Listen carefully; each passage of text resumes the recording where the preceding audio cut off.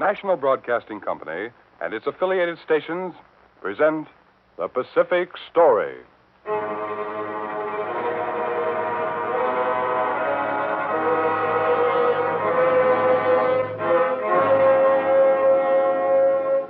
In the mounting fury of world conflict, events in the Pacific are taking on ever greater importance.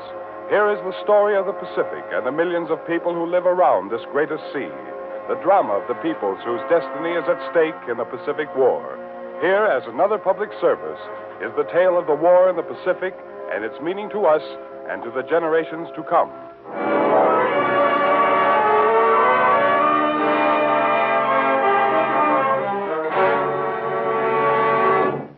Russia's strength in the Far East.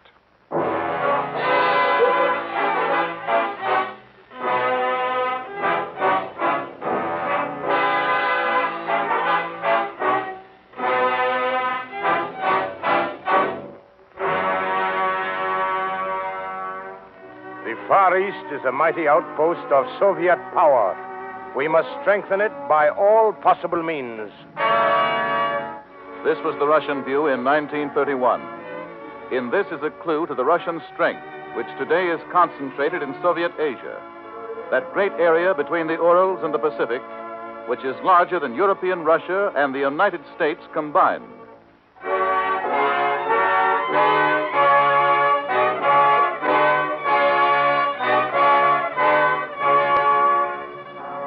A quarter of a century ago, Siberia was thought of as a snow-covered, ice-bound wilderness. Today it has been transformed. Where the icy winds whistled and the wolves howled in the crisp air, today there are roaring steel mills, rumbling mines, humming factories, air bases, naval bases, shipyards, vigorous new cities. Khabarovsk, Blagoveshchensk, Komsomolsk. These are the cities of Soviet Asia. Nikolaevsk, Petropavlovsk, Sovietskaya. The names have become familiar in newspapers. Chita, Nerchinsk, Yakutsk. Familiar in print, but only by putting them together, each as a piece in a jigsaw puzzle, is the picture of Soviet strength in the Far East revealed.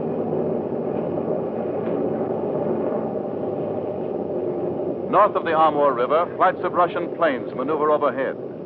South of the Amur River, Japanese watch these flights and try to estimate Soviet Asia's probable total strength. By proportion to those bombers, what would be the strength of the Soviet ground forces here in the Far East? The true answer is locked behind the sealed borders of Siberia. And the clue is the Russian expression of 1931. The Far East is a mighty outpost of Soviet power. We must strengthen it by all possible means. The strengthening process started after the Soviets kicked the Japanese foot out of the Russian Far Eastern door in Vladivostok in the early 20s. Japan, along with the other allied nations, had sent an expeditionary force into Siberia at the close of World War I. When the Allied forces withdrew, the Japanese refused to withdraw. The Soviets forced them out and then looked ahead. There can be no doubt of Japan's designs on Siberia. We must make Soviet Asia so strong that it can withstand any threat from Japan. That means that Siberia would have to be made completely self-sufficient, not only from a military point of view, but also agriculturally and industrially. Can this be done without weakening European Russia? We will strengthen European Russia with the resources we have here in the Far East. Shift our industry out here to the Far East. Exactly. Take our industry too, our raw materials. That will imply an enormous transportation system. We will build it. Linking the new industrial centers, one with another, and those in European Russia with those in Soviet Asia, a network of railroads and highways was constructed. To be strong, no part of Soviet Asia can be isolated from any other part. We must not only have industries to produce the tools of war and peace, we must not only develop regions to produce food, we must have transportation between them in order to organize a unit of strength. Observers looked down and speculated about what they saw. As far as I can make out, this new railroad is going to parallel the Trans-Siberian. Only it's going to be farther north. There's more to it than that. Well, of course, it goes through the gold fields of the Lena River in central Siberia. There are several military considerations in this new road. Would never do to have it terminate in Vladivostok, the same place the Trans-Siberian terminates. Because of the possibility of being by enemy action? Well, that could happen. That's why this new railroad, in all likelihood, will terminate several hundred miles north of Vladivostok. Where do you suppose that would be? Well, the Russians are saying very little about this new road at all, and they're likely to say much less about its eastern terminus. That railroad became known as the BAM, the Baikal-Amur Magistral. It became a powerful factor in Siberia's strength, linking Lake Baikal with the Amur River, but not terminating on the Amur, where it might be endangered by the enemy.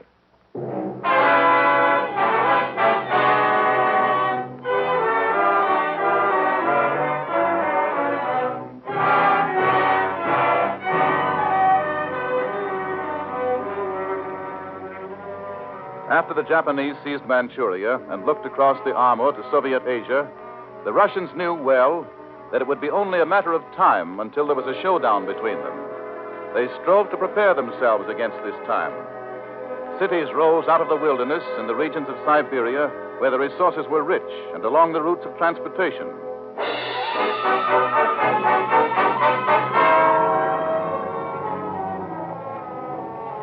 This is Petropavlovsk. Petropavlovsk is one of the most important Russian outposts in the Pacific. But why did they build a city like this all by itself on the bleak and isolated shores of the Kamchatka Peninsula? Observers pondered the reasons. The Russians were silent, but the Japanese knew. The waters in this vicinity are warmed by the Japanese current, so Petropavlovsk gives the Russians an ice-free harbor all year round. The Japanese watched the development of Petropavlovsk. They have now put in a great floating dock. With this, the vessels of the Northern Sea Route fleet that are in need of repairs do not have to go into the ports on the Sea of Japan. Petropavlovsk can now accommodate the fleet all through the winter. That means that the Soviets now have greater patrol coverage in this area. On the Amur River, more than 200 miles from the Pacific, the Russians built another wonder city, Komsomolsk. Why did they build a new city at this point in the swampland at the edge of a forest? The Japanese knew the answer to this one, too. They built it at the junction point of the railroad and the Amur River. And there, they also built a steel mill. This steel goes out over the railroads to supply the armies and also goes into the vessels built in the shipyards. It soon became evident that Komsomolsk was a pivotal point of Soviet military strength in the Far East. And integrated in the same pattern of strength were other Siberian cities. Khabarovsk, where war material is produced for the Eastern armies. Chita, strategic junction point on the Trans-Siberian. Orsk, where meatpacking industries have located. Out of the wilderness, the cities rose, new cities. Cities created for a definite purpose, for a part of a great plan. Soviet Asia became a land of steel and stone, of tools and machinery, of scientists and skilled technicians and workmen. An industrial empire geared to military necessity. And in the great stretches of land between the cities, there were other developments. Wheat here in Siberia? Yes, that is wheat they are harvesting. Now, I was under the impression that nothing but rye could be raised up here in this northeastern section. The wheat you see out there, we developed to grow in this region. How could you do it?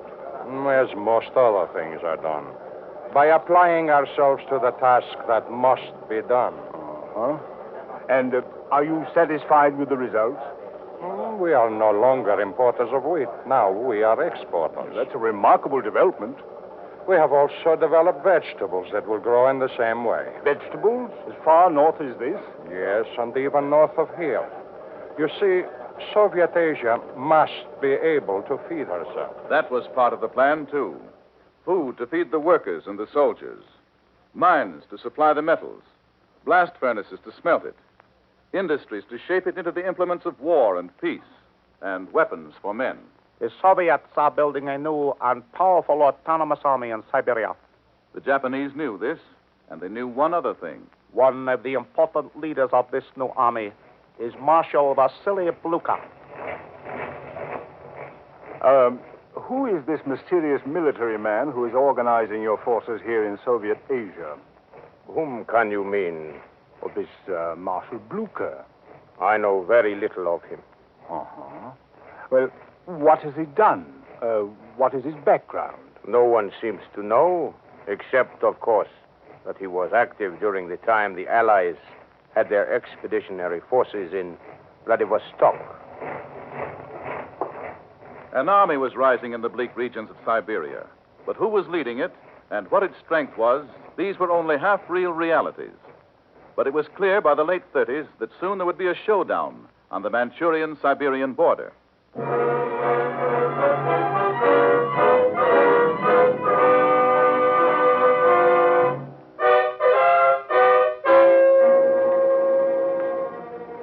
The Russians had grown used to seeing the Japanese across the border. Heavily armed patrols moved tensely within sight of each other. How heavily the Soviet patrols were armed, the Japanese were to learn.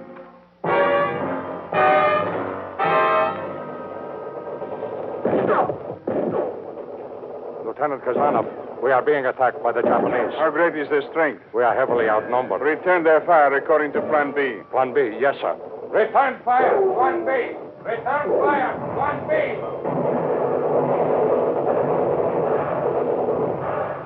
Corporal, Yes, sir. notify headquarters at once that our patrol of 11 men is being attacked by superior numbers of Japanese troops. Yes, sir. Report that we are withstanding their attack. Yes, sir. The outbreak came on July 29, 1938, at Lake Khasan. 2 days later, the Japanese renewed the attack at Chankufeng Hill, this time with more power and more zeal.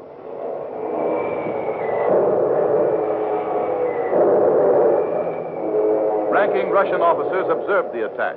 They are using airplanes and armored units. Apparently, they have planned this attack with the object of clearing the way for a march on Vladivostok.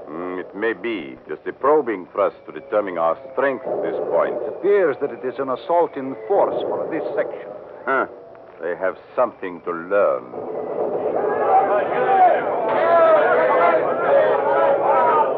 11 days later, the Japanese asked for an armistice. The Soviets granted it.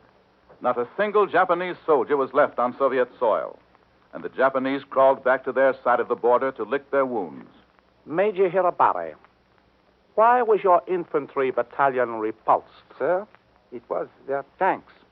Our reconnaissance did not reveal that they had tanks. Oh, they came up suddenly. Why did not you discover them before they counterattacked? They made use of rough terrain. We did not see them until just before they came to close quarters with us. Their firepower was terrific and very accurate. What of your firepower, Major Hirobare? It was not sufficiently effective against the Soviet tanks. Mm-hmm. That is all, Major. Lieutenant Kofuendo. Yes, sir. Your unit suffered the heaviest losses, did it not, Lieutenant? Yes, sir. We have many dead and many wounded. Why was this? They used all types of arms, high-powered rifles and a light and a heavy machine gun. Are their weapons better than ours? They are very accurate. Their snipers camouflaged themselves so well we could not see them. They held their fire until we came within a range. Their marksmanship was excellent. That is all, Lieutenant. The incidents at Lake Khasan and Chankufeng Hill echoed through the capitals of the Far East, where the observers were keeping a close watch on Soviet-Japanese relations. The Japanese got more than they bargained for. The Russians gave them a first-class licking. If you ask me, Japan's not as strong as she's given us to believe. Could mean that the Soviets are stronger than we think. Yeah, that could be the answer. If the reports are correct, the Soviet equipment, tanks and armored units and weapons of all kinds, are of the finest. Things coming out of those industrial centers beyond the border back there in Siberia. Yes, and it isn't cream puffs.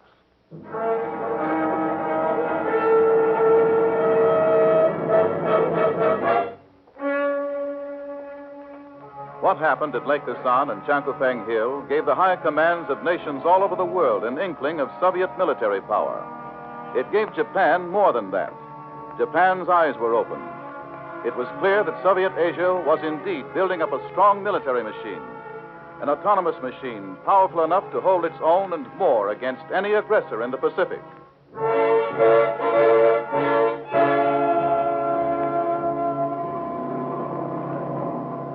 Your arrows sleds are very impressive, General. Thank you, sir. You see, they are like armored forts driven by propellers. Yes. They move across that snow almost as if they were flying on the surface of the ground. They can go where no unit with wheels can go.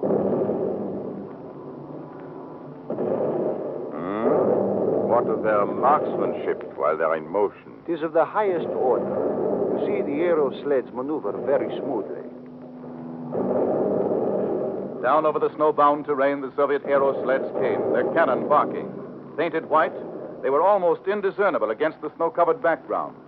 Ranking Soviet officers took note of their operation. There is the value of intensive training, that teamwork. Every unit has learned to work as part of the team. They have trained very hard. With their propellers whirring, the armored aero sleds roared over the rough terrain into the forest. Behind them thundered out 100 almost invisible weapons of another kind. Ah, these are the ski tanks. Yes, sir. They can plow through the deepest snow or up over the roughest ice. Yes, I see they can. With their power-driven turrets, they have command in any direction. Snorting and rumbling, the powerful ski tanks drove across the terrain as if in attack. And following them swiftly, almost imperceptibly against the snow, came the white-clad ski troops. I hardly noticed them, any of them, until I realized there were thousands out there before me. They move almost without noise. So, you have your machine guns and your mortars on skis, too. Yes, sir, and even our artillery. See it coming up in the rear? Along with the infantrymen and the artillerymen and their weapons came the engineers, the signalmen, the quartermasters. All the men needed for a complete unit of a fighting force. All dressed in winter white. All skilled ski troopers. They moved across the terrain in simulated attack and disappeared into the forest. And while they trained for the ground forces in the rough country, other young Soviets trained for the Air Force in Siberia's vast open stretches. A young Russian sits in the cockpit of a plane on the airbase at Tashkent. They will give me the signal to take off in just a minute. Yes. You've just learned to fly, have you? Some time ago. I fly whenever I have the time. Will you do something else besides fly? Yes, I work in the industry here. In the industry? Oh, many of us who are workers have learned to fly in centers like these. Tens of thousands, even hundreds of thousands. You work and you fly, too? Yes, sir. We all belong to the Society for Assistance in Defense. I see. Looking to the future, eh?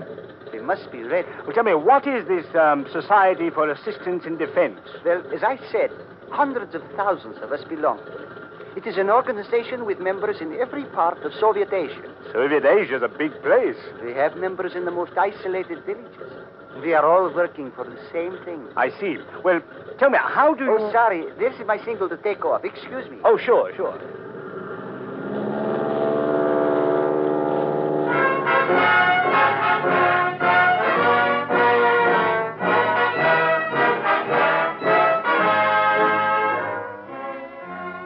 While Russia girded for the conflict in the Far East, her mines and her mills and her men in European Russia were girding for the inevitable war there.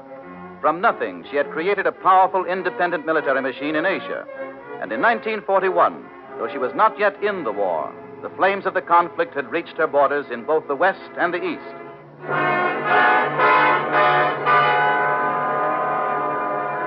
On June 22nd, 1941, the blow fell. Extra paper! Hitler invades Russia! Hitler invades Russia! Extra! Nazis driving into Russia! Read all about it! The European-Russian front blazed into fury, and 5,000 miles to the east, the Siberian industries thundered with activity. Thundered through the days and through the nights. More coal and iron came out of the ground. More copper, zinc, oil, gas. More steel came out of the blast furnaces. More implements came out of the factories, weapons to fight the enemy, tools to till the soil, trucks and trains to transport the war supplies. How is the loading of these cars going? Oh, we have a double crew working on them. We are loading the supplies as fast as they are brought here. The loading must be completed by midnight. They are headed for Moscow. As soon as one train pulled out, an empty one took its place to be loaded and hurried off to Moscow.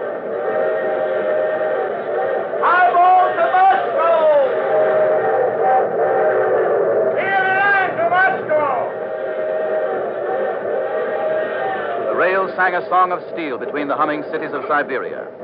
The intricate transportation system which the Soviets had worked so hard to perfect now sprang into high gear, and supplies rolled across the desolate miles from Soviet Asia to the Soviet European frontier. Now the great Soviet enterprise in the Far East began to pay dividends in European Russia, and not only supplies went. Well, hello there. Oh, hello, sir. I hardly recognize you in uniform.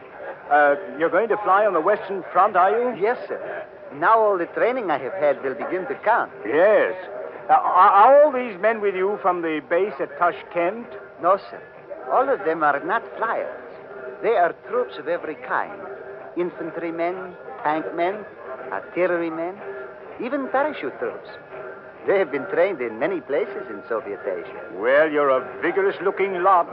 Thank you. Hurry it up! All aboard! Well, goodbye, sir. Goodbye to you, and good luck. Trains pulled out day and night. Trains loaded with men, with war materiel, with medical supplies, with food.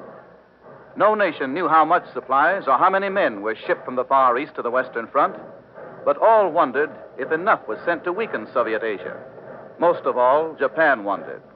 But even as the great shipments were going on, the Soviets were continuing the building of their military strength on the Pacific. The charge is set and ready, sir. Very well.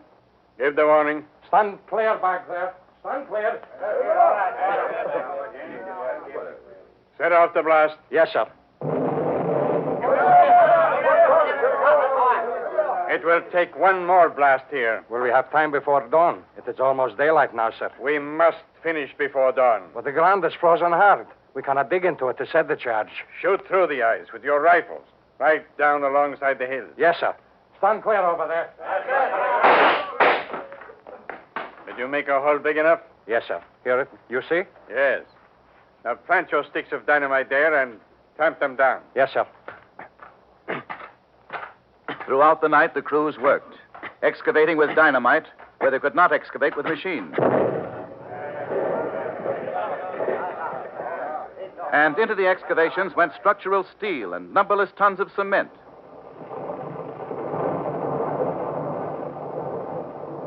And while the construction of these military installations went on at the most strategic points in the vast spaces of Siberia, thousands of miles away, back in Moscow, important decisions were made concerning Soviet Asia. As of today, Soviet Asia will be divided into two military commands. A finger went down on the great detailed map of Siberia. The Trans-Baikal Front will have its headquarters here at Chita. Chita is a junction point on the Trans-Siberian Railroad, 1,000 miles inland from the Pacific. A city believed by the Soviets to be the possible objective of Japanese attack. And here at Khabarovsk, the Far Eastern Front will have its headquarters. Khabarovsk, the factory center, 500 miles from the mouth of the Amur. The Far Eastern Front will be under the command of General Joseph Apansenko.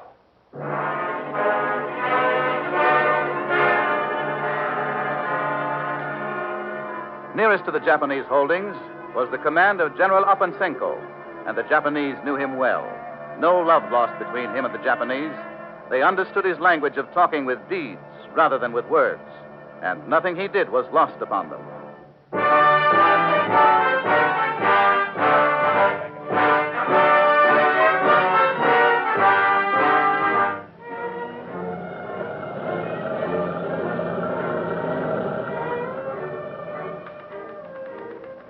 Ostensibly, the parade was for the purpose of observing the anniversary of the Russian Revolution. However, General Apansenko, with his genius for demonstration, possibly ordered the parade of tanks and mechanized equipment through the streets of Khabarovsk for the purpose of impressing personalities who were not even present, at least not personally. The parade was actually the first public showing of many of the newly developed armored units of the Soviet Far East Army. They ground through the streets while tens of thousands of smiling Russians cheered them. Foreigners in the crowd merely appraised the passing units. Yes, sir. It's a detailed report of the equipment in the parade. Mm-hmm. As many heavy units as light ones. It was, in effect, a cross-section of the Soviet armored mechanized equipment. Many people saw the parade? Oh, many thousands, yes, sir. Uh-huh. Could it be that this parade was a demonstration for us rather than for those who watched it? I do not know, sir. Did Did anyone see General Aponosenko? No one, sir. He is a daring and dangerous man. He is afraid of nothing. And we have reports that he personally has sabered more than 200 men. The Japanese had more to watch than Aponosenko. While the Soviet Asia war plants hummed day and night turning out this war material, which they knew was earmarked for use against them, other events were taking place on the bleak coast of the Kamchatka Peninsula above them. How do you say the name of this port? Petropavlovsk. It is not hard to say. Oh, that's for you. Petropavlovsk. That is right. Hey, what happens to all these supplies you brought in this cargo? It has a long trip from here. We reload it. Then we take it down across the Okhotsk Sea to Sakhalin. The island Sakhalin, you know. Yeah, the island right above Japan. That is right. From where we landed, it goes overland, over Sakhalin, and then across the ice of the Straits of Tartary. Right over the sea? The ice is very thick there. And from there, it goes on to Komsomolsk. Komsomolsk. Oh, yeah. That's that junction point of the railroad in the Amur River. I've been there. Yes? Yeah. And from there, over the railroad and up the water systems, the material goes to its destination in Soviet Asia. And far above Petropavlovsk, across the Bering Straits, there was the almost incessant drones of powerful motors. Well, I guess your flight takes off next, eh, Igor? Yes, sir. It is a wonderful airport you have here. Yeah. Just built since the war. It's too cold up in Alaska for me. You just fly the planes up here to Alaska? Yeah. My home's down in Alabama. Alabama? Yeah, that's way down in the south. Where you from? My home is near Tashkent in Soviet Asia. But I am like you. I fly everywhere. Well, we brought you guys some hot ships to fly across to Russia. Yes, we know. We are going to take off yet tonight because we understand that another convoy is coming in at dawn to go across tomorrow. Convoys of planes heading across the Bering Strait and disappearing into the fastness of Soviet Asia. And the drone of these planes echoed in the ears of the Japanese. What figures do we now have on the strength of the Soviet Asia air power? We have no reliable information. Why? So many conflicting reports come out that there is no accurate way to evaluate them. One reporter says that their air strength was greater in 1939 than in 1937. Naturally. We have no other dependable information. We know that she has built an entirely independent air force here in the Far East. Yes. And we know that she has developed air bases at half a dozen Siberian cities. But there is no dependable information. Then we must get it. Yes, sir. The Soviet armies in the Northeast outnumber us at least 3-1. This we know. She has concentrated on submarines and torpedo boats. This we know. We have charts of her minefields and coastal artillery. But our air force is... Is it possible that our information on her army, her submarines, and her coastal artillery could be as faulty as our information on our Soviet Asia's air strength? Yes. It could be possible.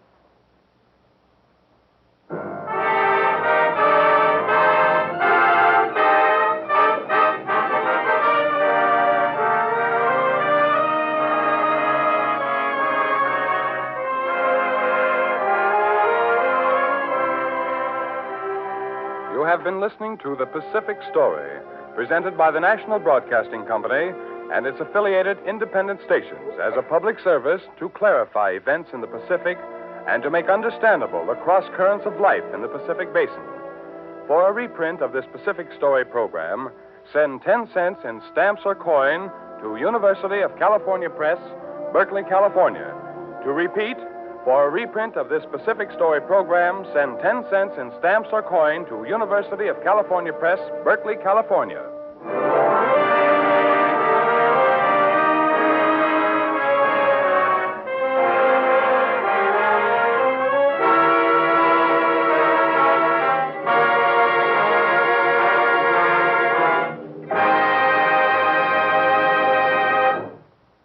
The Pacific Story is written and directed by Arnold Marquis.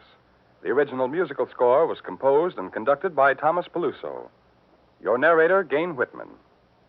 This program came to you from Hollywood. This is the National Broadcasting Company.